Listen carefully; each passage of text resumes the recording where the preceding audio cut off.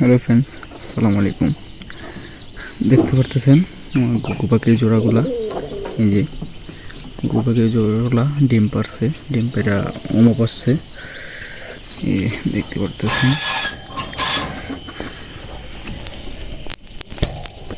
ওই তারা এই যে দেখতে পাচ্ছেন ডিমগুলা।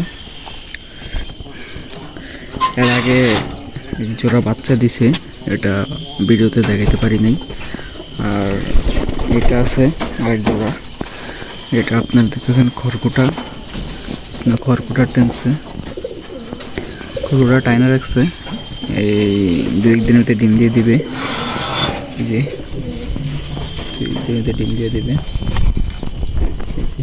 খড়কুটা টেনে রাখছে জোড়া। এই আমার দু জোড়া রানিং আছে, এটা আর এটা রানিং আছে। আর এগুলো হলো বাচ্চা, দেখতে পারতেছেন। এই যে সামনের দুইটা দেখতেছেন, এটা হলো প্রথম যে ডিমটা নিয়ে পড়ছে, এটার বাচ্চা। আর ওইটা হলো এই জোড়ার বাচ্চা। এই জোড়ার দুইটা ডিম পারছে, একটা ডিম নষ্ট করে ফেলছে। আর এটা হলো আপনার এটার বাচ্চা। আর যারা যারা ঘুঘু পাখি লাগবে তারা আমার সাথে যোগাযোগ করতে পারেন। ঘুঘু পাখি বাচ্চাগুলো বিক্রি করে দেব। আর আমি মোটামুটি বড় করে একটা ফার্ম করব ঘুঘু পাখির।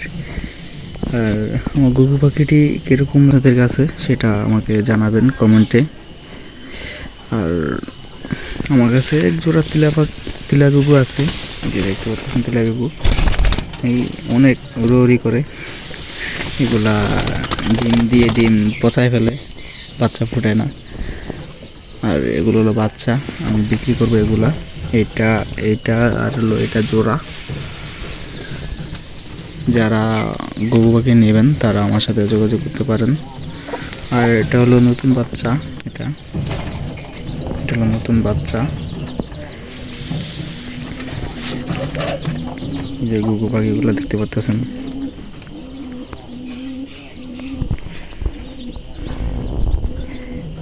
পাখি একটা হলো শৌখিনতাভাবে পালতে পারি, নিজের কাছে ভালো লাগে। আর হলো এটার ভিতরে কোনো পরিশ্রম নাই।